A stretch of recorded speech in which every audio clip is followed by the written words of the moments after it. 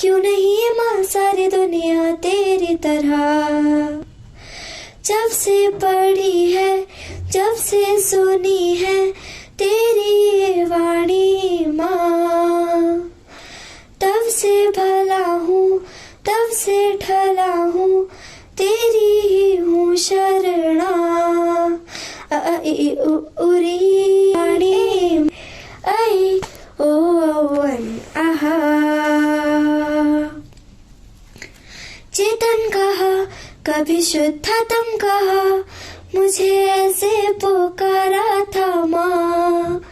तेरे डगर पे सदा जाना चाहूँ माँ, अविकारी पद ही मैं पाना चाहूँ माँ। सिद्ध बनूंगा, बंधन तोड़ूंगा, मुक्ति पद पाना है माँ। निज तत्व बता दे, प्रीति जगा दे, लोरी सुना देना माँ। आई उरी ए आई ओ आहा। आई उरी ए आई ओ आहा।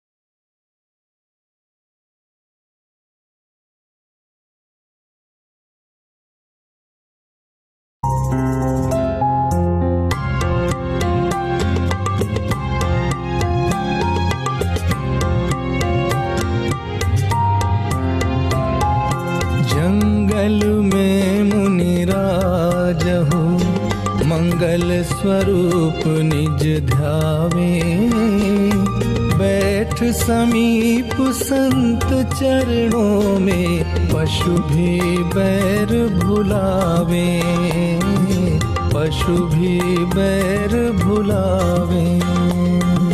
जंगल में मुनिराज हो, मंगल स्वरूप निज ध्यावे, बैठ समीप संत चरणों में, पशु भी बैर भुलावे, पशु भी बैर भुलावे।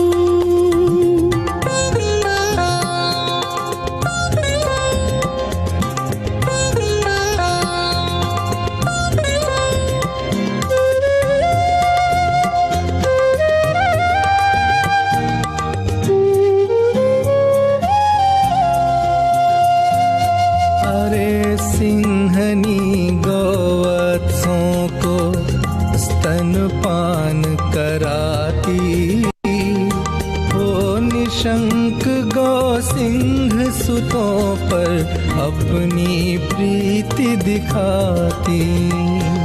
न्योला अहि मयूर सब ही मिले, न्योला अहि मयूर सब ही मिल कहाँ आनंद मनावे, बैठ समीप संत चरणों में, पशु भी बैर भुलावे, पशु भी बैर भुलावे। जंगल में मुनिराज हो, मंगल स्वरूप निज ध्यावे। बैठ समीप संत चरणों में, पशु भी बैर भुलावे, पशु भी बैर भुलावे।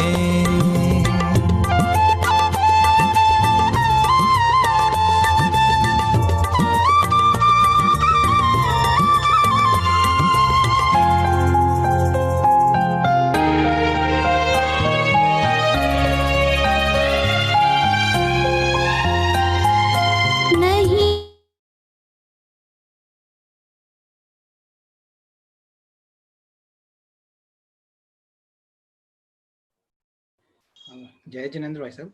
जय जिनेंद्र, जय जिनेंद्र। आवाज आ रही है भाई? हाँ आ रही है जी भाई साहब, आरंभ कर सकते। एक सेकंड, मेरी आवाज आ रही है ना? हाँ भाई साहब बिल्कुल। हाँ ठीक है ना, क्लियर?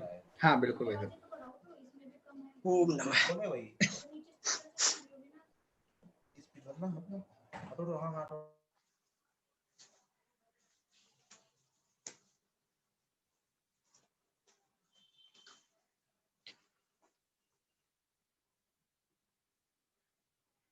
नमो जिणाणम जयदु जिणिंदो।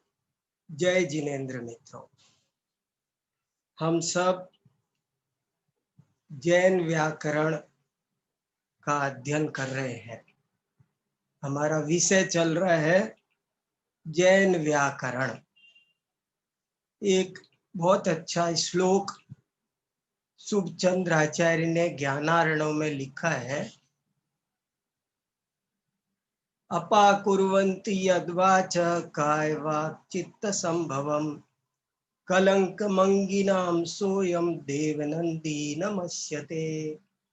इस श्लोक का अर्थ ये है कि जिनकी वाणी हमारे मन, वचन और काय तीनों के दोषों को दूर करती है, मैं उन देवनंदी पूज्यपाद आचार्य को भक्ति पूर्वक प्रणाम करता हूं। कहने का मतलब ये है कि जैन वांग्मय हमारा सर्वांगीण विकास करने के लिए है। हमें आत्म शुद्धि के लिए अध्यात्म विद्या सिखाता है, वचन शुद्धि के लिए व्याकरण सिखाता है और काय शुद्धि के लिए आरोग्य शास्त्र पढ़ाता है।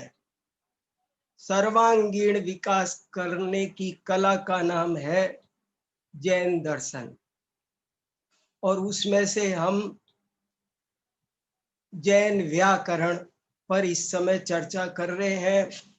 हमारी जो चर्चा प्रारंभ हुई थी वो यहीं से हुई थी कि हम ये जान लें कि जैन विद्या बहुत व्यापक है। जैन विद्या में ज्ञान विज्ञान की सभी शाखाएं पाई जाती है। जीवन के उपयोग में आने वाला हर विषय जैन साहित्य में प्राप्त होता है। बहुत से लोग उससे अनजान होते हैं, इसलिए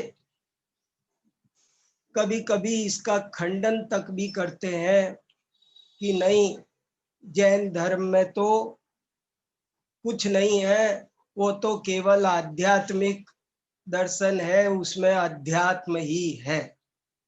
लेकिन वह जीवन जीने की कला है और इसलिए उसमें जीवनोपयोगी सारा ज्ञान उपलब्ध होता है।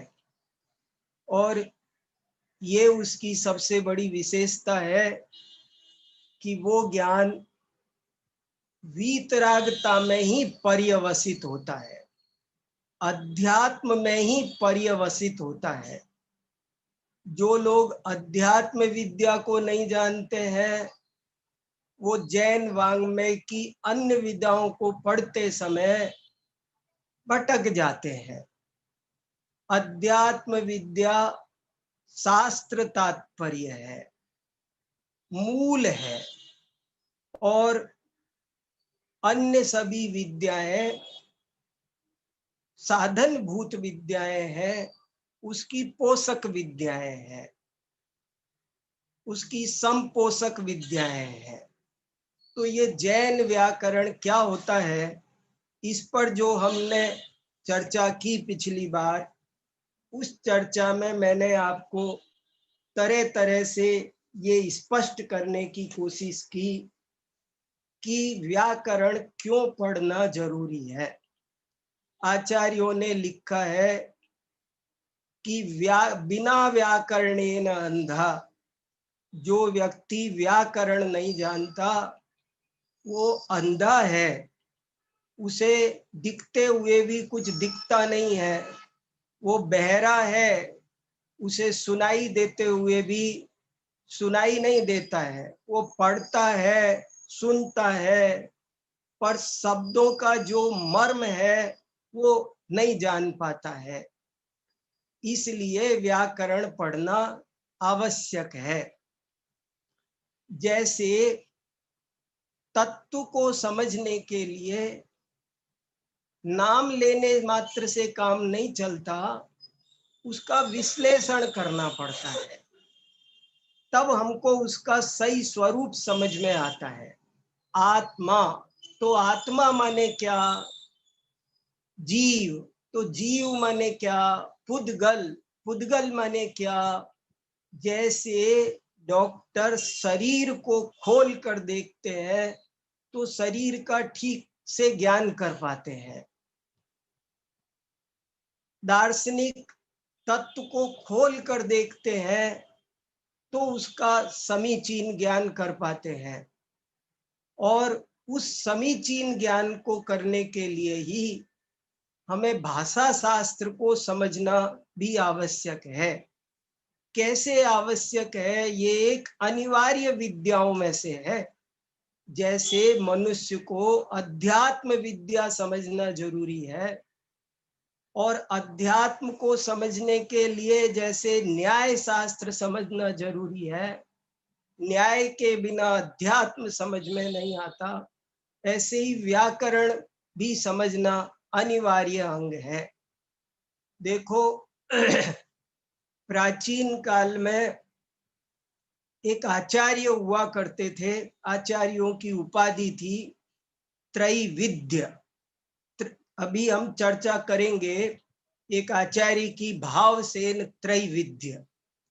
त्रैविध्य का मतलब होता है जो न्याय, व्याकरण और सिद्धांत, इन तीनों विषयों में जो पारंगत होता था उस आचार्य को त्रैविध्य कहा जाता था। प्राचीन काल में अनेक आचार्य त्रैविध्य होते थे, भावसेन त्रैविध्य। तो क्या है बात कि जो तत्व है इसको शांति से, अच्छे से, सावधानी से समझो सब भैया। देखो जो तत्व है वो वचन अगोचर है, चाहे वो जीव है चाहे वो अजीव है, दोनों ही वचन अगोचर है, अनंत धर्मात्मक, उनकी आंतरिक संरचना जटिल है। ये जगत क्या है, जीव क्या है, ये सब वचन अगोचर है, इनको समझाना संभव नहीं है, सरल नहीं है। और ऐसे में हमारे आचार्यों की, पूर्वाचार्यों की हमारे ऊपर ये बड़ी अनुकंपा है कि वे हमको शब्द ब्रह्म के द्वारा पर ब्रह्म का ज्ञान करा रहे हैं। शब्द ब्रह्म, कितनी ऊंची उपमा दी, शब्द को भी ब्रह्म कहा। शब्द ब्रह्म के द्वारा पर ब्रह्म का, अर्थ ब्रह्म का ज्ञान होता है। ये शब्द ब्रह्म नहीं होता तो ऐसा लिखा है, इदम अंध तमः कृत्स्नम जायेत भुवनत्रयम, ये 3 लोक में अंधेरा होता यदि ये वाणी रूपी ज्योति नहीं होती तो। इस विश्व में कल्पना करो, यदि ये वाणी रूपी ज्योति नहीं होती तो अंधेरा होता। लोग कैसे तत्व को प्राप्त कर पाते? शरीर और आत्मा भिन्न भिन्न है, इसको कैसे समझ पाते? तो आचार्यों का बड़ा उपकार है कि उस वचन अगोचर पर ब्रह्म को, अर्थ ब्रह्म को कहने के लिए उन्होंने एक बहुत सुंदर शब्द शास्त्र का आविष्कार किया। भगवान ऋषभ देव ने ये जो शब्द विज्ञान का सुव्यवस्थित संरचना प्रस्तुत की, वो तब से लेकर आज तक हमारे आचार्यों द्वारा चली आ रही है। हमारे स्वाध्याय में तभी गुणवत्ता आएगी जब हम व्याकरण समझेंगे। व्याकरण, व्याकरण शब्द का अर्थ होता है विशिष्ट रूपेण, वी प्लस आ प्लस क्री। वी माने विशिष्ट रूप से, आ माने भली भांति, असमंतात, क्री माने करना, उसको खोलना, उसका विश्लेषण करना, जो काम करे, क्योंकि शब्दों में अनंत शक्ति है। शब्द अनंत शब्द है और उन शब्दों का सबका बहुत सुंदर एक विशेष अर्थ है, और जो वो उस विशेष अर्थ को जानता है वही पर ब्रह्म के दर्शन कर पाता है। शब्द ब्रह्मणि निष्णातः परम ब्रह्मादि गच्छति।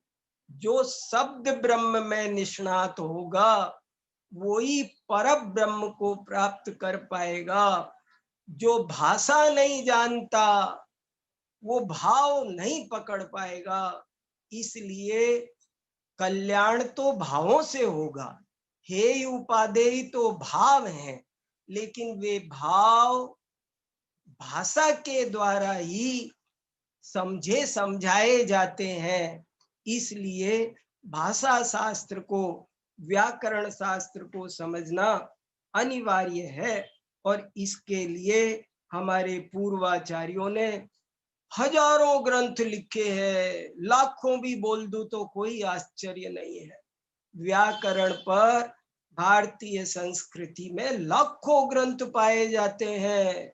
ये बहुत, इसको नित्य कर्म माना जाता रहा है और सब लोग इसको पढ़ते रहे हैं। ये तो कुछ शिक्षा का ह्रास हुआ। हमारा देश काफी दिन तक परतंत्र रहा, हमारी सारी शिक्षा व्यवस्था अस्त व्यस्त हो गई, इसलिए लोग इन चीजों को ठीक से समझ नहीं रहे हैं। वरना हमारे यहाँ बहुत उच्च कोटि की शिक्षा थी और लोग रात और दिन पढ़ते थे। मंदिरों में बाकायदा व्याकरण की क्लास चलती थी।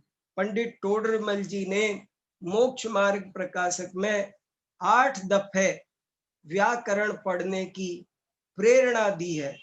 खूब सभी आचार्यों ने, द्रव्य संग्रह के टीकाकार ब्रह्मदेव सूरी महाराज ने तो ये विधान बनाया है कि आप जब भी किसी आगम वचन का अर्थ करें तो पहले शब्दार्थ करें। शब्दार्थ, मतार्थ, आगमार्थ, भावार्थ समझेंगे तभी ज्ञान पूर्ण होगा। और ऐसा सबने लिखा है, सब आचार्य। धवला ग्रंथ में शुरू में ही, सबसे शुरू में पहली पुस्तक पे पेज नंबर 10 पर एक बहुत सुंदर श्लोक आया है। शब्दात् पद प्रसिद्धि पद सिद्धेरर्थ निर्णयो भवति अर्थात तत्वज्ञानम तत्वज्ञानात् परम श्रेयः।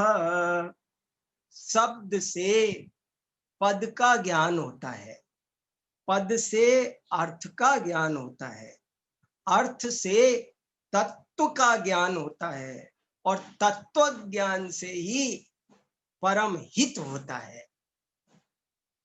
हित का कारण तत्व ज्ञान है, लेकिन तत्व ज्ञान, ठीक ठीक तत्व ज्ञान व्याकरण से होता है। वहीं प्राकृत में भी एक बड़ी अच्छी गाथा लिखी है।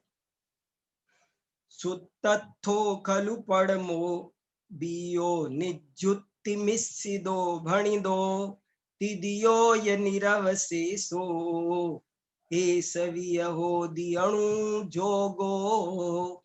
अनुयोग द्वार कहा, अर्थ लगाने को कहते हैं अनुयोग द्वार। वो चार अनुयोग वाला अनुयोग नहीं है, यहाँ अनुयोग का अर्थ है अर्थ लगाने की पद्धति को अनुयोग कहते हैं। तो कैसे अर्थ लगाया जाता है? तो कहते हैं सुतत्थो खलु पड़मो, सबसे पहले सूत्रार्थ करो, बियो निजुक्ति, फिर दूसरे नंबर पर उसकी निर्युक्ति लगाओ, फिर मिस्सिदो, मिस्सिदो माने शब्द अर्थ का समन्वय बिठाओ, तिदियो या निरव से, फिर उसका सर्वांग अर्थ करो, एस विय होदी अनुयोगो। इस प्रकार अनुयोग होता है। तो भैया ऐसी बात है, देखो व्याकरण थोड़ी संधि आती नहीं, समास आती नहीं, डिक्शनरी देखना आता नहीं, कैसे काम चलेगा? महान ग्रंथों का कैसे अर्थ खुलेगा? बड़े बड़े शब्द स्वयं अपना अर्थ बोलते हैं, लेकिन वो उनको सुनाई देता है जिन्हें व्याकरण आता है। तीर्थंकर, अब जिसको व्याकरण आता होगा उसको अंदर में अमृत घुल जाएगा शब्द सुनते ही। तीर्थंकर माने क्या, अरिहंत माने क्या, सिद्ध माने क्या, द्रव्य माने क्या, पुद्गल, क्या शब्द का अर्थ है, तत्व का क्या अर्थ है? वो आधा विषय तो शब्द में ही सिमटा पड़ा है। निर्जरा, तप, क्षमा, मार्दव, और शब्दों में सब, अगर हमको शब्द नहीं आ, शब्द ब्रह्म नहीं आता तो हम पर ब्रह्म को नहीं पहचान सकते। इसलिए सबसे पहले बचपन में बच्चों को व्याकरण पढ़ाई जाती थी, इसलिए व्याकरण का ज्ञान।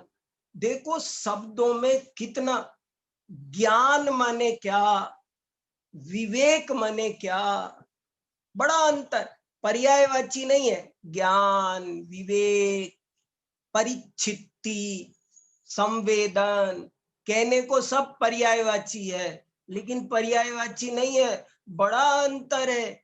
ज्ञान में और विवेक में बड़ा अंतर है।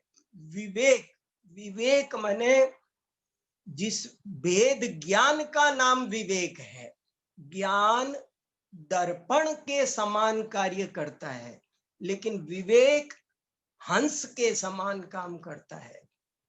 परिचित्ति, जो राग द्वेष रहित ज्ञान हो जाए उसका नाम परिचित्ति।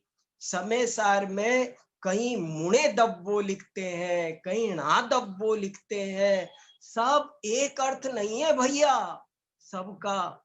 जब सही अर्थ समझोगे तो आनंद की हिलोरें उठेंगी, और सही सही अर्थ समझ में, समय माने क्या, नियम माने क्या, पाउड माने क्या, ऐसे सब समझना। प्रकृष्टेन आभ्रतम पूर्वाचार्यैः आलीढ़म आस्वादितम इति आभ्रतम प्राभ्रतम। अरे जैन माने क्या वो नहीं पता चल सकता आपको अगर व्याकरण नहीं आती तो। जिनस्य अनुयायिनः जैनः क जानः जयति दुर्जय दुर्घट कर्मारातीन इति जिनः। तब आनंद आएगा। सर्वज्ञ क्या, वीतराग क्या, सयोग केवली क्या, योग केवली क्या, गुणस्थान क्या, मार्गणा क्या, मार्गणा मृग्यते अनेन इति मार्गणा। तो ये सब पता नहीं तो मृग को मृग क्यों कहते हैं, पशु को पशु क्यों कहते हैं, लोक को लोक क्यों कहते हैं, लोक्यन्ते जीवादया अर्था यत्र स लोकः। मेरे गुरुजी ने कहा कान पर चुंगी चौकी बिठाओ। कोई भी शब्द अगर कान में आता है, जैसे नगर के बाहर एक चुंगी चौकी होती है, कोई भी वाहन व्यक्ति आए तो वो चुंगी कीपर रोकता है उसे और कहता है अपना आई कार्ड दिखाओ। ऐसे ही कोई भी शब्द हमारे कान में प्रवेश करे तो उससे कहा करो 1 मिनट रुको, अपना आई कार्ड दिखाओ, तुम किस धातु से बने हो, क्या उपसर्ग है, क्या प्रत्यय है, तब आपको आनंद आएगा। फिर संधियां नहीं आती, विभक्तियां नहीं आती, समास नहीं आते। कई बहुव्रीहि समास है, आप तत्पुरुष समझ लोगे, शब्द का अनर्थ हो जाएगा। इसलिए थोड़ा सा और ये कठिन नहीं है, मगर आना आवश्यक है। आने के बाद जैसे कोई पहले गियर में गाड़ी चलाता हो तो अच्छे ड्राइवर को हंसी आएगी कि इसको कुछ नहीं आता। ऐसे ही हम जो स्वाध्याय करते हैं तो ज्ञानियों को हंसी आती है कि तुमको कुछ नहीं आता। अरे जब थोड़ा सा भाषा व्याकरण आएगी तो आप गाड़ी को 5वें गियर में भगा सकते हैं, हाईवे पर चला सकते हैं, इतने ग्रंथों का तेजी से अभ्यास कर सकते हैं, सही सही अर्थ समझ सकते हैं। इसलिए द्रव्य शब्द का क्या अर्थ, हेय माने क्या, व्यापक माने क्या, कर्म माने क्या, ज्ञानावरण माने क्या, मोहिनीय माने क्या, कितने शब्द आपको बताऊं। हर शब्द में अर्थ का भंडार है और हर शब्द अद्भुत है। उसका जो मूल अर्थ है वो समझ के ही, मुझे तो ना मिले अर्थ ना मिले तो चैन नहीं पड़ता है। डिक्शनरी खोलूंगा, हर शब्द का मीनिंग आना चाहिए जो सुनना ही दिया है। देखो कैसी कैसी बात होती है। एक शब्द है आमंत्रण और एक शब्द है निमंत्रण। आप एक उदाहरण देता हूं, आप लोग जानते नहीं, आमंत्रण और निमंत्रण में जमीन आसमान का अंतर है। हमारी पूरी भारतीय संस्कृति इसमें छुपी हुई है। गजब के 2 शब्द हमारे पूर्वजों के चरणों में मैं बारंबार प्रणाम करता हूं कि उन्होंने इतने अच्छे 2 शब्द हमको दिए, हमको कितना सुरक्षित कर दिया, कितना सुंदर व्यवस्था दे दी। आमंत्रण और निमंत्रण कोई जानता ही नहीं क्या मतलब है इसका, बड़ा अंतर है। क्या फर्क है, सब एक ही भाव बोलते हैं, एक भाव नहीं है। आमंत्रण और निमंत्रण में क्या अंतर है। आमंत्रण कामचारः, आमंत्रण में आप स्वतंत्र है, स्वेच्छा से आप आएंगे तो आमंत्रण है। आमंत्रण काम, और निश्चित रूप से जिसमें आना पड़े उसका नाम निमंत्रण है। देखो कैसे, कि समझो मेरी बेटी का विवाह है तो मैं आपको आमंत्रण नहीं दूंगा, निमंत्रण दूंगा और आपसे कहूंगा कि आपको जरूर आना पड़ेगा भाई साहब, जरूर पधारो। आप कहोगे मुझे उस दिन काम है तो मैं कहूंगा मैं कुछ नहीं सुनूंगा, आपको लाख काम छोड़ के भी आना पड़ेगा। आपकी बेटी है, आपके बिना शोभा नहीं होगी, मुझे कोई बहाना नहीं चाहिए, आपकी उपस्थिति उस दिन जरूर चाहिए। इसका नाम है निमंत्रण। और आमंत्रण क्या होगा, अगर मैं मंदिर में शांति पाठ करूं, मैं मंदिर में पंच कल्याणक प्रतिष्ठा का आयोजन करूं तो आपको निमंत्रण नहीं दूंगा, उसमें निमंत्रण नहीं दे सकते हैं, उसमें आमंत्रण दिया जाता है। क्यों, गजब हो गया, गजब हो गया। आमंत्रण क्यों देते हैं, मैं धर्म ध्यान अपने लिए कर रहा हूं, इच्छामि भन्ते। पूजा किस लिए रखी है मैंने मंदिर में, तुम्हारे लिए नहीं रखी। सारा गड़बड़ घोटाला, मूल में भूल हो जाएगी अगर मैंने पूजा तुम्हारे लिए रखी तो। पूजा मैंने 100% मेरे लिए रखी है और आपको मैंने आमंत्रण दिया है। आमंत्रण काम, मैं इस तारीख को इतने बजे मंदिर में शांति विधान करूंगा। आपको सूचना दी जा रही है कि आपका भी भाव बने तो आ जाना, आप भी बैठना, आप भी करना। धार्मिक कार्यों में अभी सुनो इसमें गजब का रहस्य, हमारे पूर्वजों ने हमें कैसे सुरक्षित किया वो भी समझो आप। देखो, धार्मिक कार्यों में आमंत्रण होता है और पारिवारिक सामाजिक कार्यों में निमंत्रण होता है। ऐसा क्यों होता है? देखो मैं बताऊं। समझो मेरा कोई एक दोस्त सिख है या ईसाई है, तो समझ लो कि मैंने उससे कहा कि आज मैं मंदिर जा रहा हूं, वहां पर प्रवचन होगा, दर्शन करेंगे, प्रवचन करेंगे। तो वो मेरे साथ आ गया, दर्शन किए, प्रवचन सुने। बाद में कहने लगा अब आप मेरे साथ गिरजाघर चलो। तो मैंने कहा कि नहीं, मैं गिरजाघर नहीं जाऊंगा। तो वो मुझे ये तर्क नहीं दे सकता कि मैं भी तो आपके मंदिर में गया था, इसलिए आपको भी चलना पड़ेगा। ये तर्क वहां काम नहीं आएगा। क्यों नहीं काम आएगा? कि मंदिरों में, धर्म स्थानों में आमंत्रण होता है, धार्मिक स्वतंत्रता। आमंत्रण कामचार, और निमंत्रण में निश्चित रूप से आना पड़ता है। ये सब बातें कैसे पता चलेगी? बहुत गहरी ज्ञान की प्यास होनी चाहिए मित्रों, तड़प होनी चाहिए। दुर्भाग्य तो ये है कि कभी कभी मैं ऐसे साथी देखता हूं जिनको ज्ञान में हेय बुद्धि प्रवर्तती है, उनका क्या होगा पता नहीं। ज्ञान की बहुत तीव्र प्यास होनी चाहिए। खूब शास्त्रों को, बड़े बड़े आचार्यों ने कैसे कैसे ग्रंथ लिखे। त्रिषष्टि सलाका, सलाका माने क्या, त्रिषष्टि माने क्या, सठ खंडागम क्या, बंद स्वामित्व, कैसे जानोगे?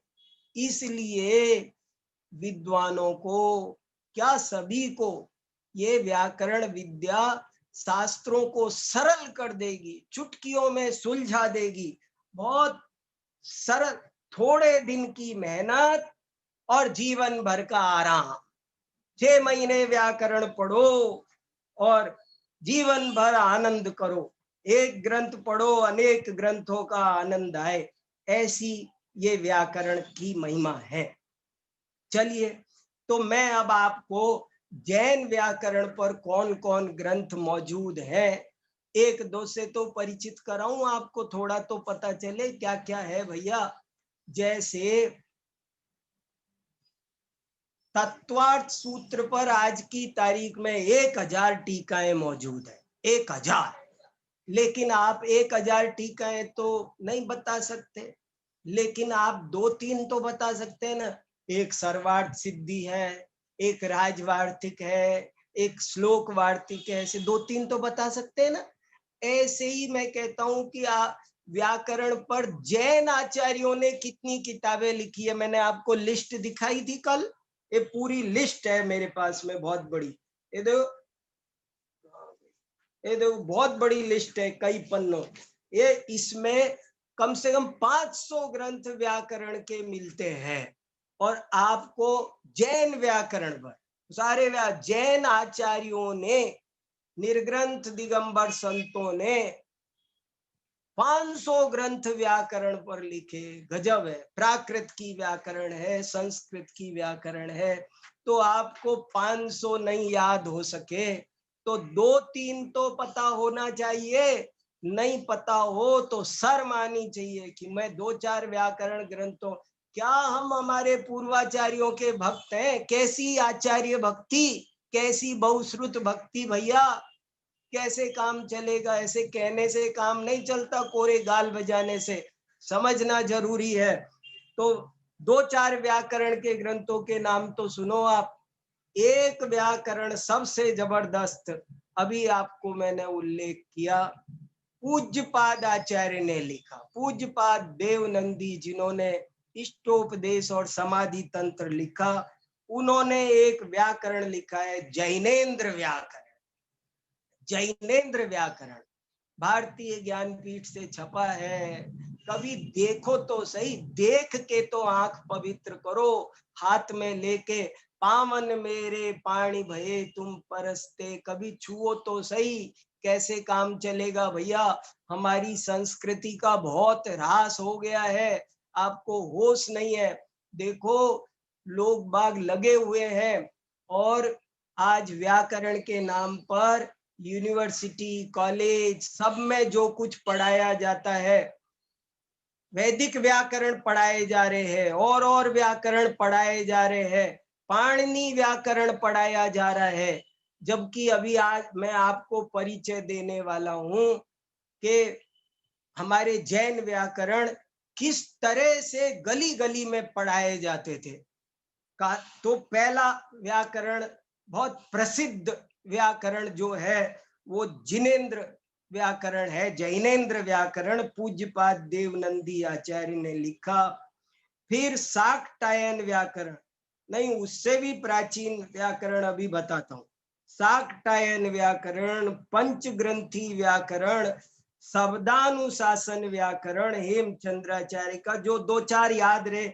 आचार्य प्रभाचंद्र जिन्होंने प्रमेय कमल मार्तंड लिखा, उन्होंने शब्दाम भोज भास्कर व्याकरण लिखा। और एक अद्भुत व्याकरण है, उसका नाम है कातंत्र व्याकरण। कातंत्र व्याकरण, इस कातंत्र व्याकरण का तो कहना ही क्या। इस कातंत्र व्याकरण के बारे में देखो, संस्कृत व्याकरण के नाम पर आज जैन गुरुकुलों में भी जो कुछ पढ़ाया जाता है वो अष्टाध्यायी पढ़ाई जाती है, जिसे पाणिनि ने लिखा है। लघु सिद्धांत कौमुदी पढ़ाई जाती है, मध्य सिद्धांत सिद्धांत कौमुदी पढ़ाई जाती है। लेकिन उस अष्टाध्यायी पर, एक पाणिनि की अष्टाध्यायी पर पतंजलि ऋषि ने महाभाष्य लिखा है, पतंजल महाभाष्य। उस पतंजल महाभाष्य में लिखा है कि अरे ये जो कातंत्र व्याकरण है, ये कातंत्र व्याकरण तो ग्रामे ग्रामे कालापकम काटकम च प्रोच्यते। देखो कातंत्र नाम का व्याकरण अभी भी मिलता है, अभी भी आपको चाहिए तो जगह जगह। ज्ञानमती माता जी ने उसका बहुत बढ़िया हिंदी टीका, हिंदी अनुवाद किया है, और वो यहाँ हस्तिनापुर से मिलता है। दामोदर शास्त्री जी ने कातंत्र रूपमाला का बहुत बढ़िया व्याख्यान किया है, वो भारतीय ज्ञानपीठ से छपा है, वो मिलता है। जानकी प्रसाद द्विवेदी ने कातंत्र व्याकरण पर कम से कम 150 टीकाएं आज मौजूद है। और ये 150 टीकाओं के देखो क्या क्या नाम है। कालाप दीपिका, कातंत्र दीपक, कातंत्र मंत्र प्रकाश, कातंत्र रूपमाला, कातंत्र विभ्रमाव चूर्णी, कातंत्र वृत्ति पंजिका, कातंत्र विस्तर, कातंत्र वृत्ति, कातंत्र पंजिकोद्योत, कालाप प्रक्रिया, काल शिक्षा व्याकरण, कातंत्र भूषणम, कातंत्र वाक्य विस्तर, कातंत्र विभ्रम टीका, क्रियाकलाप, चतुष्क व्यवहार ढुंडिका, दुर्ग पद प्रबोध, दुर्ग वृत्ति टिप्पणी, दौर्ग सिंगी वृत्ति, धातु पारायणम, बालावबोध, वृत्ति त्रयन, ऐसे ऐसे बहुत सारी इसकी टीकाएं हैं। जरा पहले इसका थोड़ा सा हम परिचय सुन लेते हैं। मित्रों, एक कातंत्र नाम का व्याकरण पाया जाता है जो आजकल उपेक्षित है। आजकल सब जगह यूनिवर्सिटी में ये संस्कृत का व्याकरण ग्रंथ है, और इस व्याकरण ग्रंथ को एक सर्ववर्मा नाम के जैन आचार्य ने लिखा है। सर्ववर्मा नाम के जैन आचार्य ने लिखा है। ये जैन व्याकरण है, और इस व्याकरण की प्राचीन काल में तो ये व्याकरण बहुत अधिक पढ़ाया जाता था। ग्रामे ग्रामे कालाप कम काट कम च प्रोच्यते। गांव गांव में, यहाँ गांव गांव माने क्या होता है पता है? संस्कृत में ग्राम शब्द का क्या मतलब होता है, यही नहीं पता होगा। संस्कृत में ग्राम शब्द का अर्थ वो नहीं होता जो हम आज समझते हैं।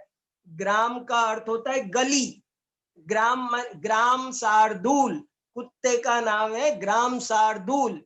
अब वो नहीं आता होगा तो समझ, ग्राम शार्दूल माने क्या? शार्दूल माने सिंह, गली में शेर बनता है इसलिए कुत्ते को कहते हैं ग्राम शार्दूल। तो ग्राम माने गली। पतंजलि लिखते हैं कि देखो भाई, गली गली में कातंत्र व्याकरण पढ़ाया जा रहा है, गली गली में कातंत्र व्याकरण पढ़ाया जा रहा है। वो अष्टाध्यायी की टीका करते समय लिख रहे हैं। कस्तूर चंद कासलीवाल जो पांडुलिपियों के बहुत बड़े विद्वान, उन्होंने कहा, लिखा है कि मुझे एक भी ग्रंथ भंडार ऐसा नहीं मिला जिसमें कातंत्र व्याकरण की पांडुलिपि ना मिली। कैसे रात दिन पांडुलिपियों में डूबे हुए विद्वान वो लिखते हैं कि मुझे एक भी हस्तलिखित ग्रंथ भंडार ऐसा नहीं मिला कि जिसमें कातंत्र व्याकरण नहीं मिला हो। माने पहले कातंत्र व्याकरण खूब पढ़ाया जाता था। और कब तक आपको पता है? पंडित टोडरमल जी ने भी कातंत्र व्याकरण पढ़ा था, अकलंक आचार्य ने भी पढ़ा था, पूज्यपाद आचार्य ने सर्वार्थ सिद्धि में कातंत्र व्याकरण कोट किया है। तो सर्वार्थ सिद्धि में, राजवार्तिक में, श्लोक वार्तिक में, सब जगह कातंत्र व्याकरण के सूत्र लगा लगा के समझाया गया है कि इस शब्द का ये अर्थ है। ऐसे माने वो परंपरा चलती आई। और ये कब तक चलती रही है आपको पता है? पंडित टोडरमल जी ने भी मोक्ष वो कातंत्र व्याकरण पढ़ा है। क्या प्रमाण है कि उन्होंने कातंत्र व्याकरण का पहला सूत्र है सिद्धो वर्ण समाम्नायः। कैसे शुरू होता है? बहुत सिद्धो वर्ण समाम्नायः तत्र चतुर्दशादौ स्वरः 10 समानः तेषां द्वौ द्वौ अन्यो अन्यस्य सवर्णः। ये इसका नाम कातंत्र क्यों है वो सुनो, गजब की बात। का मतलब होता है, का माने संक्षिप्तम। का शब्द का अर्थ है, देखो, का अर्थात संक्षिप्तम, ईसत तंत्रम। ये देखो जो पाणिनि का व्याकरण है उसमें 3996 4 कम 4000 सूत्र पाए जाते हैं, लेकिन कातंत्र व्याकरण में केवल 1483 सूत्र पाए जाते हैं।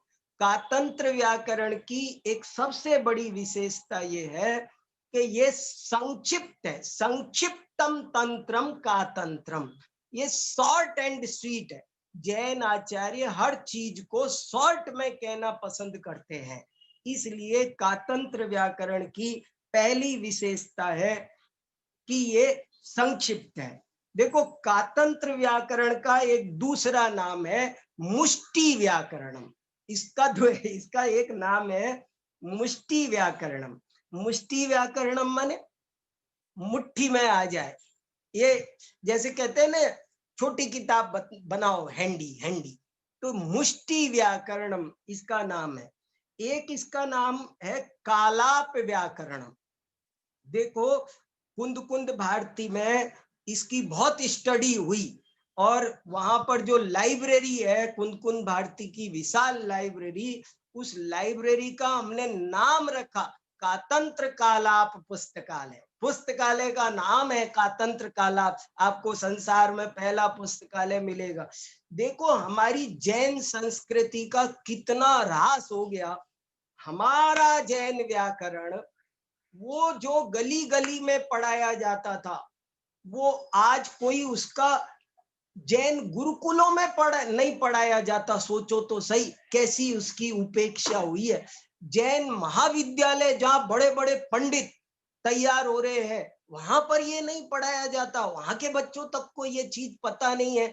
जबकि देखो ज्ञानमती माता जी ने लिखा है कि ये संस्कृत का इतना सरल और इतना अच्छा व्याकरण है कि मैंने कातंत्र व्याकरण नहीं पढ़ा होता तो मैं काम नहीं कर पाती, और कातंत्र व्याकरण पढ़ा तो मैंने कातंत्र व्याकरण की वजह से ही अष्टसहस्री का अनुवाद किया, नियम सार पर संस्कृत में टीका लिखी, सठ खंडागम की संस्कृत में टीका लिखी। ये सब उपकार कातंत्र व्याकरण का है, ऐसा ज्ञानमती माता जी ने लिखा है।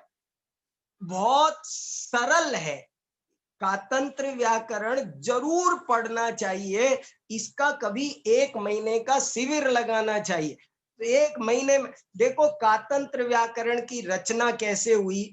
कथा सरित सागर में एक कहानी आती है, कथा सरित सागर में भी है, और एक वृहत कथा मंजरी, बहुत प्राचीन कहानियों की किताबें हैं ये, जैसे पंचतंत्र हितोपदेश होते हैं ना, ऐसे ये है। तो वृहत कथा मंजरी में और कथा सरित सागर में एक बहुत अच्छी कहानी आती है। वो कहानी से पता चलता है, आपको बहुत कुछ पता चलेगा ये कातंत्र व्याकरण कैसा है। एक राजा था सातवाहन, शालिवाहन भी उसका अपर नाम है, सातवाहन कहो या शालिवाहन कहो। वो राजा एक बार अपनी रानी के साथ जल क्रीड़ा कर रहा था, और जल क्रीड़ा करते समय रानी राजा पर पानी फेंक रही है, रानी राजा पर, दोनों जल क्रीड़ा कर रहे थे। तो जब जल क्रीड़ा कर रहे थे तो करते करते रानी ने कहा मोदकम देही, मोदकम देही। तो राजा ने लड्डू का थाल मंगवा दिया नौकर से, कह करके लड्डू ले आओ भैया, मोदकम देही कह रही है रानी, कह रही है मोदकम देही, मोद तो लड्डू ले आओ, मोदक मैंने लड्डू। तो बोले, तो रानी ने अपना सिर ठोक लिया और कहने लगी महाराज मुझे आप जैसा अज्ञानी पति मिला है, इससे ज्यादा दुख की बात नहीं हो सकती। अरे महाराज हम जल क्रीड़ा कर रहे हैं, इस समय लड्डू का प्रसंग है क्या, यहाँ लड्डू कहाँ से आ गए। मैं कह रही थी माँ उदकम देही, महाराज मेरे ऊपर और पानी मत फेंको, माँ उदकम देही, मेरे ऊपर उदक मत फेंको, मैं ये कह रही थी। और आप हो कि आपको इतनी सी संधि नहीं मालूम, प्रसंग नहीं पता, लड्डू मंगा दिए, दुखी हो गई, नाराज हो गई, रूठ गई, मूड खराब हो गया रानी का, जल क्रीड़ा का माहौल, खुशी खुशी का सारा माहौल खराब हो गया। राजा बहुत दुखी हुआ, और राजा ने अपने दरबार में जाकर के मंत्रियों से, विद्वानों से चर्चा की कि भैया ऐसे ऐसे हुआ और मुझे व्याकरण पढ़ाओ कोई, कैसे। तो एक मंत्री था, उसने कहा महाराज मैं व्याकरण पढ़ा दूंगा। तो बोले पढ़ाओ। तो बोले 12 वर्ष लगेंगे, 12 वर्ष लगेंगे। उस मंत्री ने कहा 12 वर्ष लगेंगे। तो दूसरा मंत्री बोला, राजा कहने लगा मुझे इतना समय नहीं। तो दूसरा मंत्री था सर्ववर्मा, सर्ववर्मा। सर्ववर्मा ने कहा महाराज मैं 6 महीने में आपको व्याकरण में एक्सपर्ट बना दूंगा, आप मुझसे पढ़ो, 6 महीने में व्याकरण पढ़ाऊंगा। तो राजा ने कहा कि जरूर पढ़ाओ। और राजा सर्ववर्मा ने उस राजा सातवाहन या शालिवाहन को पढ़ाने के लिए जिस व्याकरण ग्रंथ की रचना की, उस व्याकरण ग्रंथ का नाम है कातंत्र व्याकरण। और इसका पहला सूत्र है सिद्धो वर्ण समाम्नायः, मतलब वर्ण परंपरा, शब्द का कर्ता धर्ता कोई नहीं, वो अनादि से सिद्ध है, सिद्धो वर्ण समाम्नायः। और जैनेन्द्र व्याकरण का पहला सूत्र क्या है, वो तो कुछ तो पता हो, जैसे तत्वार्थ सूत्र का पहला सूत्र है सम्यक दर्शन ज्ञान चारित्राणि मोक्ष मार्ग है, ऐसे ही जैनेन्द्र व्याकरण का पहला सूत्र है सिद्धिरनेकांतात्, पहला सूत्र है सिद्धिरनेकांतात्, सब चीज की सिद्धि अनेकांत से होगी, सिद्धिरनेकांतात्। तो ऐसे वो पहला सूत्र से लेकर के ये कातंत्र व्याकरण की, और इसमें कितने सूत्र कुल मिलाकर 1483 सूत्र है, और सॉल्ट है पाणिनि व्याकरण में तो प्रत्याहार बनाए, और प्रत्याहार की वजह से वो कठिन हो गया। केवल विद्वानों के काम का है पाणिनि व्याकरण समझना, लेकिन कातंत्र व्याकरण के बारे में देखो क्या लिखा है। देखो, छांदसा स्वल्पमतया शास्त्रांतर रताश्च ये ईश्वरावाच्या निरता तथा लस्य युताश्च ये वणिजस्य तृष्णादि संसक्ता लोकयात्रादिषु स्थिता तेषां क्षिप्रं प्रबोधार्थम अनेकार्थम कलापकम। कि जो आलसी है या दूसरे विषय में पढ़ने में मगन है, या जो राजा हैं, या जो व्यापारी हैं, या और घर गृहस्थी कमाने धमाने के काम में लगे हैं, या लोग, या जो 24 घंटे यात्रा ही करते रहते हैं रोज रोज, उनको व्याकरण का ज्ञान कराने के लिए ये कातंत्र व्याकरण लिखा गया है। और इस कातंत्र व्याकरण का एक नाम जैसे मुष्टि व्याकरण है, ऐसे ही इसका एक नाम कालापकम भी है। कालापकम नाम क्यों है इसका? कलाप शब्द का अर्थ है, होता है मयूर पिच्छ। कलाप माने मयूर पिच्छ। सर्ववर्मा भी फिर मुनि बन गए, तो सर्ववर्मा मुनि महाराज का, दिगंबर मुनि जो मयूर पिच्छधारी है, उनका लिखा हुआ ये व्याकरण है। इसलिए इस व्याकरण का नाम एक कालाप व्याकरण भी है। और दूसरे लोगों ने इसकी निंदा भी की। उन्होंने कहा ये जानते हो कातंत्र व्याकरण माने क्या? बोले कुत्सितम तंत्रम। तो ये चला आया है श्रमण ब्राह्मण का कुछ थोड़ा बहुत, तो वही सब बात है। और कातंत्र व्याकरण की क्या क्या विशेषता है?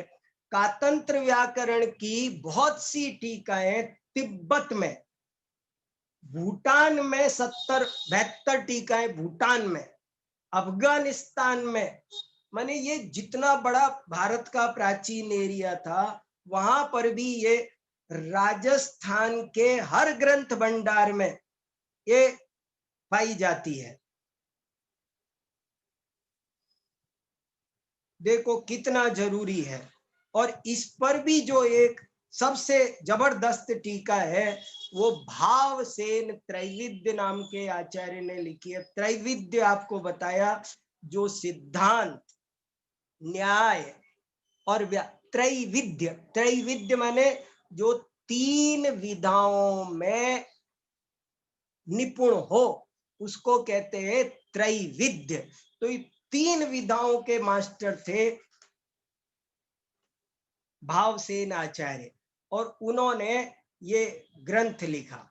और इस ग्रंथ को बहुत परंपरा से चला आया। अभी एक और गजब की बात सुनो।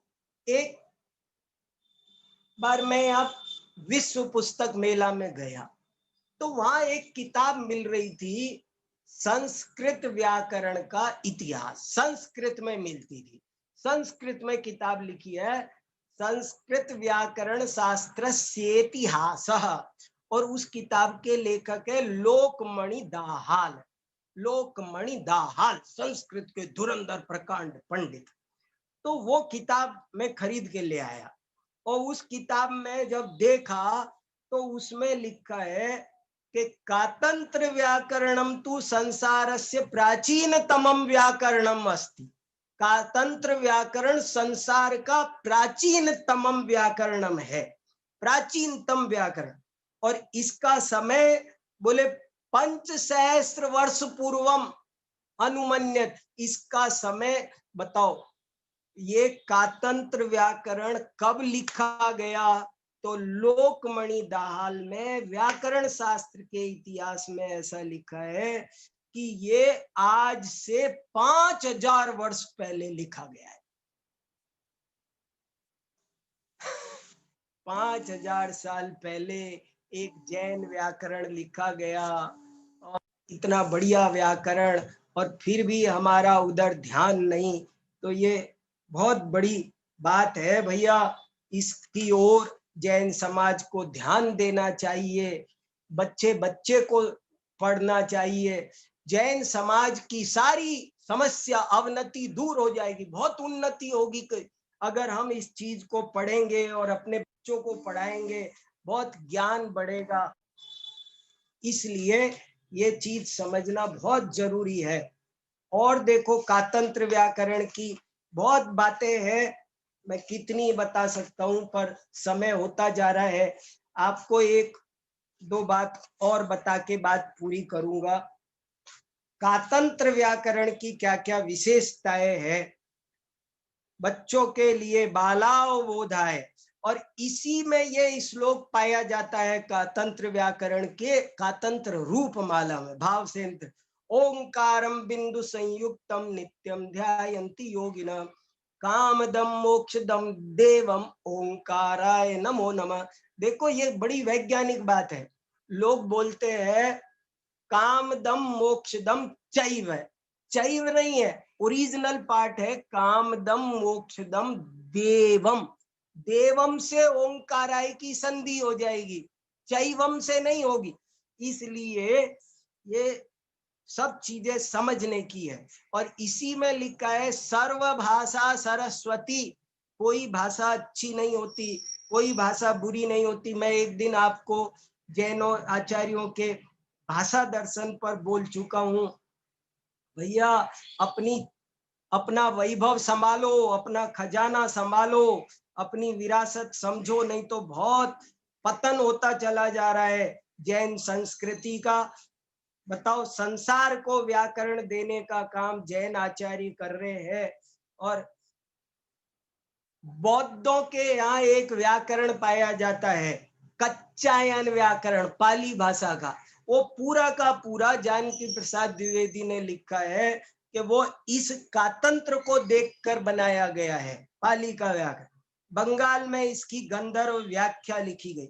मैक्स मूलर और कॉलब्रुक ने भी इसकी टीका लिखी है। कातंत्र व्याकरण की अंग्रेजी टीकाएं मिलती है, मैक्स मूलर और कॉलब्रुक ने भी लिखी है। तो ये कितना व्यापक और कितना व्यवस्थित, ये बहुत व्यवस्थित और है, इसकी एक खास बात ये है। और देखो, एक गजब की बात आपको बताता हूं। तो इस तरह से हमने दो तीन बात ये देखी, प्राचीनता, सरलता, संक्षिप्तता और लोकप्रियता इस कातंत्र व्याकरण की सबसे बड़ी विशेषता है। इससे आसानी से कोई भी व्यक्ति व्याकरण पढ़ करके ग्रंथों में आसानी से प्रवेश कर सकता है। और क्या दिन रहे होंगे वो, ग्रामे ग्रामे कालापकम काटकम च प्रोच्यते। ओहो, पतंजलि ऋषि के समय में बोले गली गली में जहां देखो वहीं कातंत्र पढ़ाया जा रहा है। कमाल की बात है, गली गली में कातंत्र पढ़ाया जा रहा है। और आज इसलिए हमको समझना है। और आपको एक गजब की एक सूत्र और सुनाता हूं, आपको बहुत आनंद आएगा। इनकी बातों को व्याकरण बनाने की शैली देखो, आपको जैन आचार्यों का कुछ दृष्टिकोण समझ में आएगा, दृष्टिकोण कैसा होता है। एक सूत्र सुनिए, एक सूत्र है विरामे वा, सूत्र का नाम है विरामे वा। विरामे वा सूत्र का मतलब समझिए क्या मतलब है। विरामे वा का मतलब है कि जब वाक्य पूरा हो तब भी आप अनुनासिक ध्वनि का प्रयोग मत करो, अनुस्वार का प्रयोग करो। समझ में आया? फिर सुनो कि जब जैसे क्या होता है, हम चंदन, मान लो हम चंदन लिख रहे हैं, तो चंदन लिखेंगे तो कैसा लिखते हैं, एक च लिखेंगे, फिर आधा न लिखेंगे, फिर द लिखेंगे, फिर न लिखेंगे, ऐसे चंदन होगा। तो वैदिक व्याकरण के हिसाब से तो ऐसा ही करना चाहिए। आपने बहुत जगह देखा होगा दिनांक कैसे लिखते हैं, मंगल कैसे, वो क ख ग वाला ग बनाते हैं, मंगल लिखेंगे नहीं, मंगलायतन वाले वैदिक परंपरा में मंगलायतन लिख रहे हैं। कातंत्र व्याकरण के हिसाब से मंगलायतन नहीं लिख रहे, इनको कातंत्र के हिसाब से मंगलायतन लिखना चाहिए। कातंत्र व्याकरण क्या कहता है, जैन व्याकरण कहता है इतना बड़ा ग क्यों लगाना, मैं के ऊपर बिंदी लगाओ, मैं पर बिंदी लगाओ और तब मंगल लिखो। मुझे ये बताओ अशुद्ध है क्या? अरे अशुद्ध मत लिखो, मंगल तो सही लिख दिया ना हमने, मैं पर बिंदी लगा दी तो क्या हुआ, मंगल हो गया ना। तो जैन व्याकरण कहता है आप जो काम एक अनुस्वार लगाने से चल जाता है उसके लिए आप इतना बड़ा अक्षर मत लिखो। चलो साहब ठीक है, लेकिन अगर अंत में, वाक्य के अंत में चंदनम ऐसा लिखना पड़े, चंदनम, तो आप जानते क्या संस्कृत व्याकरण की इस समय प्रचलित पद्धति क्या है कि अंत में हम मकार लिखते हैं, चंदनम, और फुल स्टॉप लगाए। तो कातंत्र व्याकरण कह रहे हैं अंत में भी मैं मत लिखो, चंदनम में भी ने पर आप बिंदी लगाओ ऊपर। आपको पता है प्राकृत व्याकरण में कहीं पर भी अनुनासिक ध्वनियों का प्रयोग नहीं है। ग य ण न म, ये पांचों अनुनासिक ध्वनियों का प्रयोग व्याकरण में नहीं मिलता, अनुस्वार का प्रयोग मिलता है, ऊपर बिंदी लगा दी जाती है। ऊपर बिंदी लगाने से क्या हुआ, अशुद्ध तो हुआ नहीं, हुआ शुद्ध। लेकिन एक गजब की बात है, ऐसा क्यों करते हैं? वैदिक व्याकरण तो कहते हैं कि नहीं आप अंत में अनुनासिक ध्वनियां लिखो, लेकिन जैन व्याकरण कहते हैं कि नहीं बिंदी से काम चलाओ। तो क्यों? अब आपको समझ में आएगा मैं क्यों जैन व्याकरण कर रहा हूं। व्याकरण तो व्याकरण है, जैन व्याकरण क्यों कर रहा हूं? इसलिए कि उनका दृष्टिकोण जैन है।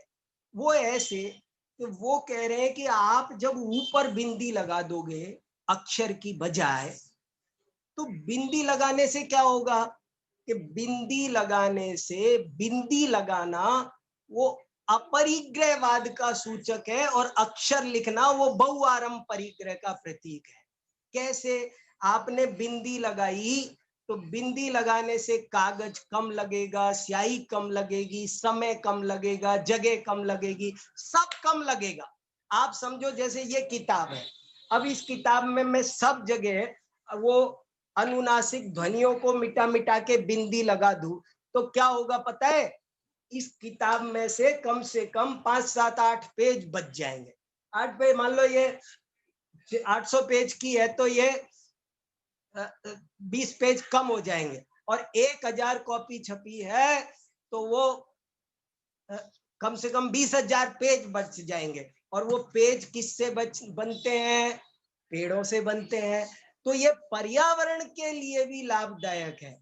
माने कहने का मतलब ये है कि ये अल्पारंभ परिग्रह का सूचक है, ये इसका महत्व है। तो हमारा ये कातंत्र व्याकरण बहुत ही महत्वपूर्ण है, जिसकी आज उपेक्षा है। ये बहुत चिंता का विषय है। जैन विद्वानों को, जैन विद्यालयों को इस चीज पर अवश्य गंभीरता पूर्वक ध्यान देना चाहिए। इसी के साथ मैं आज की बात पूरी करता हूँ। जय जी।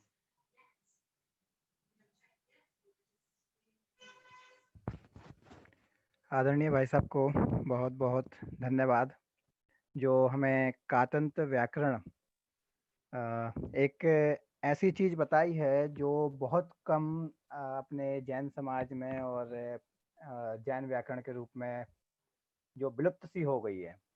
मतलब इस चीज़ का प्रचलन बहुत ज़रूरी है। और जो अभी पाणिनि व्याकरण और ये सब चीज़ें जो पढ़ाई जाती हैं महाविद्यालयों में, तो भाई साहब की तरफ से एक हमें अपने राजकुमार जी भाई साहब पूछ रहे हैं कि हम अपनी संस्थाओं में इसका अध्ययन किस तरह से करवा सकते हैं।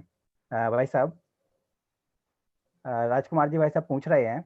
हाँ, देखो, कातंत्र व्याकरण की जो अभी मैंने 3-4 किताबें बताई, एक हस्तिनापुर मिलती है, एक ज्ञानपीठ मिलती है, एक लाडनू मिलती है। तीनों किताबें मंगा लो। उनकी हिंदी टीका है बहुत सुंदर, और उसको एक दफे जो व्यक्ति कोई पढ़ाने वाला विद्वान कोई बुला लो, जिनके मैंने अभी नाम बताए उनमें से दामोदर शास्त्री बहुत बढ़िया पढ़ाते हैं, उनको एक दफे बुला लो, बहुत बढ़िया आपको 15 दिन में पढ़ा के जाएंगे। और भी कोई विद्वान अपने अरुण जी पढ़ा देंगे, संजय शाह है, कोई इसको एक दफे पढ़ लेगा तो पढ़ा देगा। संजय को, अरुण जी को, इनको किसी को दे दो और ये किताब मंगाओ, और एक दफे सब बच्चियों को आप 15 दिन में, 1 महीना में एक कातंत्र व्याकरण पढ़ाओ, उनको बहुत अच्छी संस्कृत भाषा। इसमें 4 अध्याय है, मोदकम देही के आधार पे ही बनाए हैं। माँ माने संधि अधिकार, उदकम माने संज्ञा प्रकरण, देही माने क्रिया प्रकरण, आख्यात प्रकरण और तद्देश प्रकरण। 4 अध्याय है, बहुत बढ़िया, आराम से पढ़ा जाएगा। 4 ही तरह की चीजें होती है। जी भाई साहब, जय जिनेन्द्र, अजित बोल रहा हूँ भाई साहब। हाँ, बोलिए बोलिए। मुझे एक बात पूछनी है, जो अभी आपने मैं के ऊपर जो अनुस्वार होता है उसका उच्चारण मैं के रूप में करने की बात बताई है। अभी कुछ पद्य मैंने संस्कृत के सुने थे यूट्यूब पर किसी के माध्यम से, तो उन्होंने कहीं कहीं तो जो मैं के ऊपर जो अनुस्वार है उसका आगे उच्चारण न के रूप में किया है ना, और कहीं म के रूप में किया है, तो इसका क्या भेद है?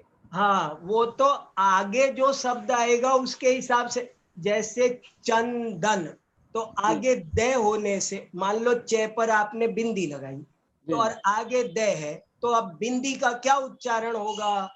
आगे द की वजह से न होगा, आगे द है इसलिए न होगा। अगर आगे पे होता चंपक तो मैं होता, मैं बोलता। मान लो शब्द होता चंपक, तो अब ये चे पर जो बिंदी है वो मैं बोली जा रही है, और अगर लिखा होता चंदन, आगे द होता तो ये बिंदी न, वो तो स्वाभाविक है। वो तो पूजा प्रतिज्ञा पाठ था किसी के द्वारा गाया हुआ, तो उसमें अधिकाधिक जो शब्द हैं उच्चारण किया गया अनुस्वारों का, उसमें न के रूप में ही उच्चारण कर दिया गया है। किसी ने क्या किया हमको पता नहीं, लेकिन क्या करना चाहिए वो ये करना चाहिए। देखो ना, स्वाभाविक है, जो चीज चंपक, चंदन, के पर बिंदी लगी हुई है, दोनों चम एक से ही है, लेकिन उसको चम बोलना कि चन बोलना आगे का अक्षर बताएगा। चंगा, अगर चंगा आगे गे है तो चे पर जो बिंदी है वो क ग ग बोलेगी। चंचल अगर आगे चे तो वो बोलेगा।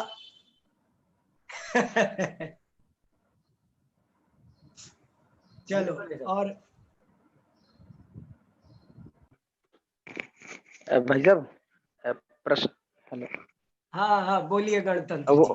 वो भाई साहब, वो एक चंद्र बिंदी का और ये जो अम वाली बिंदी का है ना, हाँ, इसकी भी मात्रा गणना में भी इसका वो चक्कर बैठ जाता बड़ा।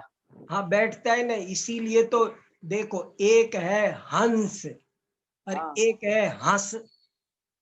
आजकल बहुत लोगों ने चंद्र बिंदु को गायब करके सिर्फ बिंदी लिखा है, बिंदी लगा दी है, तो वो गलत हो रहा है। क्यों? इसका प्रमाण दे रहा हूं आपको। मान लो हंस और हंस दोनों एक से हैं, लेकिन अगर आपने केवल अनुस्वार लगाया, तो अनुस्वार लगाओगे तो वो संज्ञा बन जाएगी। हंस, हंस एक संज्ञा है, लेकिन अगर आपने चंद्र बिंदु लगाई तो वो क्रिया बन जाएगी। हंस, हंसतु। लोट लकार अलग है, लिंग लकार अलग है, आमंत्रण अलग है, निमंत्रण अलग है।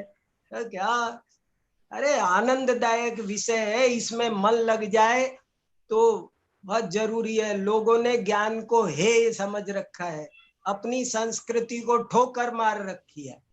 संजय जी कुछ पूछ रहे, संजय जी पूछिए। संजय जी, एक जसवंत जी शाह हैं। हाँ जसवंत जी भी पूछ रहे हैं। जय जिनेन्द्र। हाँ हाँ जय सागर जी, हाँ बोलिए जसू भाई बोलिए। वापी वाला बोल रहा हूँ। हाँ बोलिए बोलिए। ये जो बिंदी की बात आई है ना, वो हाँ। अनुस्वार कहा जाता है। अनु यानी टू फॉलो, यानी जिस क्या बात वर्ण है। का अक्षर होगा उसके अनुसार उसका उच्चारण हो जाता है। ये कई लोगों को ख्याल नहीं होता है, वेरी उसलिए ये गुड। तकलीफ हो जाती है। बहुत बढ़िया कहा आपने, यही मैं बताना चाह रहा था। अनुस्वार वो स्वरानुकूल चलेगा। अरे व्याकरण तो पढ़ने लगो तो रोचक बन जाते। हमारे गुरुजी कहते थे कि बिंदी ऊपर अक्षर नीचे, बिंदी छोटी है चंदन, तो ऊपर बिंदी लगाई और बिंदी छोटी और अक्षर बड़ा, फिर भी बिंदी को ऊपर, तो ऊपर क्यों बिठाया, छोटे को तो नीचे बिठाना चाहिए। तो बोले जो छोटा आदमी होता है ना वो ऊपर बैठना चाहता है, बड़े आदमी को कोई फर्क नहीं पड़ता, कहीं भी बिठा दो। और एक बात बोलनी थी, राजकुमार जी कुछ पूछ रहे हैं। हाँ और एक बात बोलनी थी। हाँ जो तमिल भाषा की जो मूलाक्षर जो है, स्क्रिप्ट जो है, हाँ उसमें जैसे हम म आधा लिखना है तो हलन करते हैं, उसके हाँ बदले ऊपर बिंदी लगाई जाती है। तमिल स्क्रिप्ट जो है, हाँ हिंदी लगाई तमिल जाती लिपि है। में ऊपर बराबर। बिंदी लगाई जाती है। उसका मतलब हलन जिसको कहे, आधा अक्षर उस हाँ तरह का होता है। हाँ बहुत सही का, बहुत बढ़िया, बहुत अच्छा। हाँ वैसा भाई भी हाँ, जो बोलिए अभी, राजकुमार जी बोलिए। हाँ मैं ये बोल रहा हूँ वैसे जय जिनेन्द्र कि जय जी। तो जो दो तरह से कुछ नियम बन जाएंगे। पाणिनि व्याकरण अब सब विद्यालयों में पढ़ाई जाती है। अब हाँ कातंत्र व्याकरण का पढ़ाएं तो उससे कुछ कई जगह पर जो आपने बताया उससे विरोध दिखाई देता है। जब तो काम करें, हाँ, काम हाँ करेंगे तो समस्याएं अपने आप दूर होगी। हम चुप हो गए तो हाँ स्वतंत्रता के बाद उन्होंने अपना ही अपना सब जगह गवर्नमेंट में घुस घुस करके वही वही सब लगा दिया। पहले कातंत्र व्याकरण गली गली में, अरे कम से कम मैं कहता हूं समन्वय होगा ना, कम से कम अशुद्ध तो मत मानो। ये एक आप झट से लाल गोला मार देते हैं कि गलत है, गलत नहीं है। एक परंपरा, ये एक परंपरा, विरामे वा शब्द डाला है, मतलब विकल्प से, विरामे वा, विकल्प से तो अनुस्वार इसीलिए मान मैंने लो। जो पहले मैंने पूछा था वो यही पूछना चाह रहा था मैं कि हाँ इस समूह में और कुछ यूट्यूब पर जुड़े हुए हैं तो विद्वत वर्ग है इसमें। तो जो हाँ अपनी केवल शाश्वत धाम या जयपुर की बात नहीं, अपनी 20 संस्थाएं चल रही हैं। वो हाँ इंग्लिश मीडियम वाली भी संस्थाएं हैं और शास्त्री वाली भी हैं। तो हाँ क्या इंग्लिश मीडियम वालों में भी हम ये शास्त्री जो संस्कृत प्रेमी लोग हैं वो इन हाँ संस्थाओं से निवेदन कर सकते हैं कि भाई एक आध अधिकार किसी रूप में दूसरों को पढ़ाया जाए और इसका पता चले कि ये जैन व्याकरण है, हमारे जैनाचार्य के द्वारा है। नहीं तो ब्राह्मण इसको पढ़ा नहीं रहे हैं और हम पढ़ नहीं रहे हैं तो वो गायब हो रही है। देखो मैं बहुत बढ़िया कह रहे हो, और मैं तो ये विषय आज इसीलिए लिया है, कम से कम कातंत्र व्याकरण पर 2-2 3-3 दिन के कार्यशाला तो करो, थोड़ा थोड़ा परिचय तो दो। ये 4 अधिकार है, ये विषय सबको कम से कम परिचय तो दो। और फिर जब मौका मिले तो किसी विद्वान को 15 दिन के लिए, 1 महीने के लिए बुला करके, बहुत जबरदस्त क्रांतिकारी लाभ होने वाला है। मैं शुरू से नहीं जुड़ पाया था, वैसे एक प्रश्न पूछना चाहते हैं, जैनेन्द्र व्याकरण उपलब्ध है क्या अभी? हाँ हाँ भारतीय, जैनेन्द्र व्याकरण, हाँ हाँ मिलती है, भारतीय ज्ञानपीठ से छपी हुई है। नहीं जैनेन्द्र व्याकरण पूज्यपाद स्वामी का। हाँ हाँ हाँ हाँ वो वही का पहला सूत्र है सिद्धि रनेकांता। हाँ वो आपने बताया, ठीक ठीक। वो मौजूद है और मिलती है, छपी हुई है।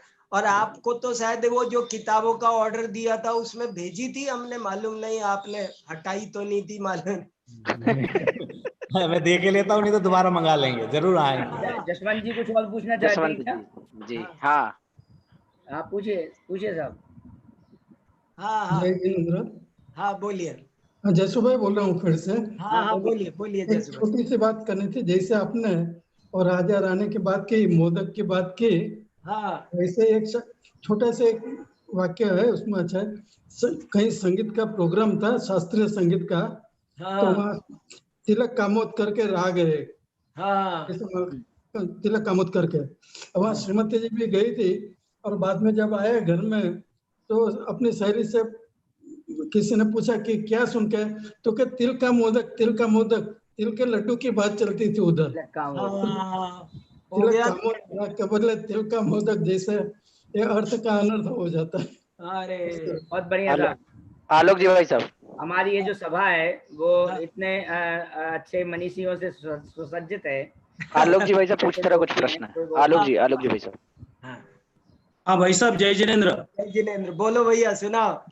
ऐसा है, महाराष्ट्र प्रदेश में जब अपन किसी शहर का नाम लिखते हैं, एक उदाहरण के तौर पे मैं बोल रहा हूँ कि जैसे नागपुर लिखते हैं अपन, और महाराष्ट्र प्रदेश में नागपुर को उकार जो है दीर्घ लिखने की जो परंपरा है, और उस दीर्घ लिखने की परंपरा को इधर के साहित्यकार उसको गुण समझते हैं, नहीं ये सही है और रस्व उकार गलत है।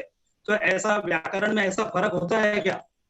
वो मराठी का व्याकरण अलग चलेगा ना, हर भाषा का व्याकरण अलग है। नहीं, मराठी और हिंदी का व्याकरण में ऐसा फर्क भेद होता है कि व्याकरण तो एक सी होनी चाहिए। हाँ, होता है अच्छा। व्याकरण, भाषा के कारण व्याकरण में अंतर पड़ता है। अच्छा, ठीक है। भाषा के कारण व्याकरण में अंतर पड़ता है। यहाँ पीने का पानी मिलता है। पीने का पानी। तो हमें लिखते समय क्या करना चाहिए फिर? नहीं, वो तो अब हिंदी में लिखोगे तो हिंदी के व्याकरण के अनुसार लिखोगे। नहीं, हम हिंदी प्रदेश में रहने लगेंगे तो हिंदी जैसा लिखे, महाराष्ट्र में रहने लगेंगे तो महाराष्ट्र जैसा लिखे। नहीं, चाहे महाराष्ट्र में लिखो, लेकिन अगर हिंदी भाषा लिखोगे तो हिंदी लिखोगे, और अच्छा। दिल्ली में आकर लिखो, लेकिन नहीं तो फर्क पड़ जाएगा। यहाँ खेत जुता, हाँ। अगर वहाँ लिख दिया जूता, खेत जूता, तो जूता बड़ा ऊंची मात्रा हो जाएगा। अगर ऊंची मात्रा का भी नहीं, वो उनका भी कुछ सिस्टम है व्याकरण का, ऐसे ही नहीं है। मराठी का भी कुछ सिस्टम तो है। नहीं भाई साहब, ऐसा है, महाराष्ट्र में हमारे धन्य कुमार जी भोरे का नाम आपने सुना होगा। हाँ, जो मराठी अनुवादक थे, वो अपने परमागमों का अनुवाद जिन्होंने किया है। मैं जानता हूं। एक सभा है और उसमें 200 लोग बैठे हैं, और उस एक अगर अपन परिच्छेद उनको लिखने के लिए दिया है, अगर उस 200 में से अगर 199 लोगों ने गलत लिखा, हाँ। और एक व्यक्ति ने सही लिखा, हाँ। तो जो 199 लोगों ने लिखा उसको सही माना जाता है।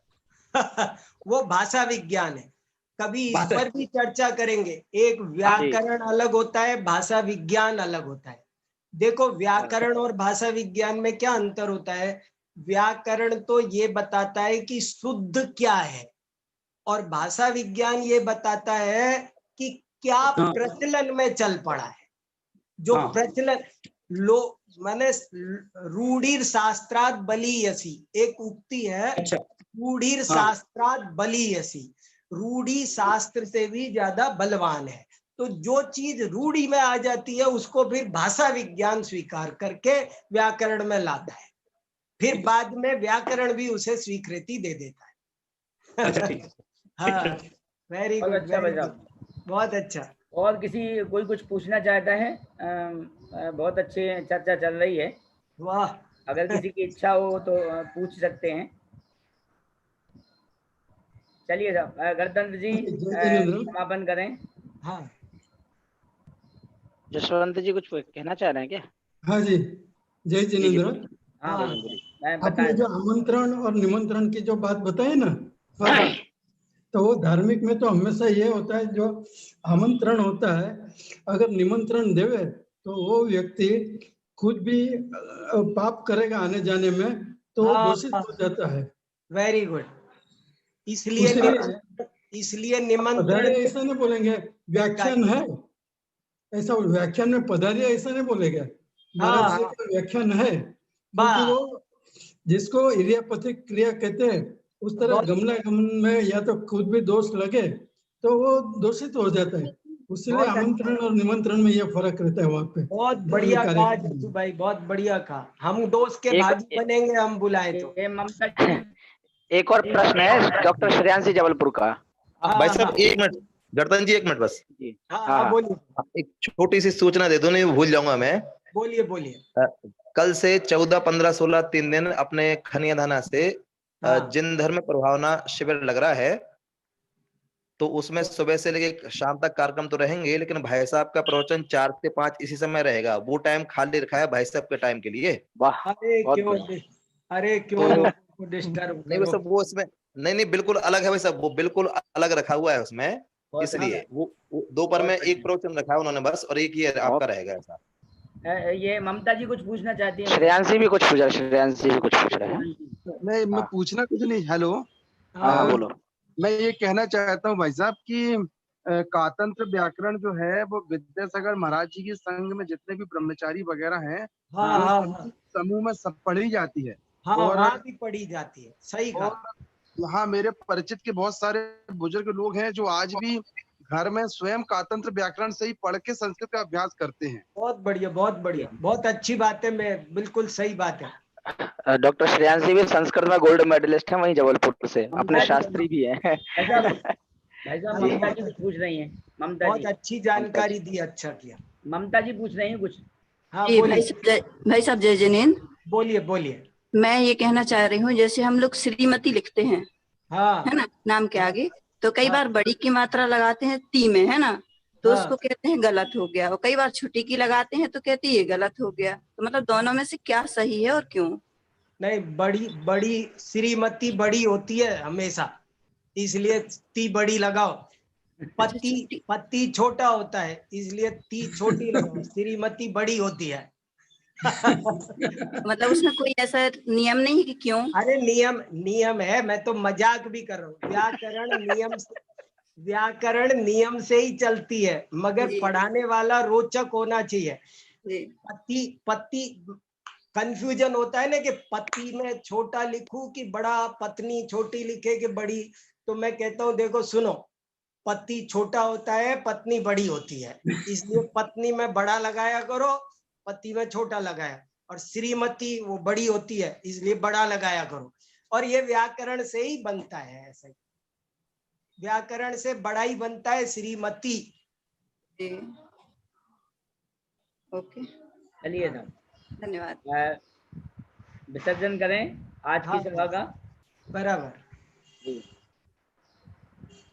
निज निधि निज में बताई वह अनंती प्रकार है, इसके लिए जिन वाणी मां को वंदना सतबारी।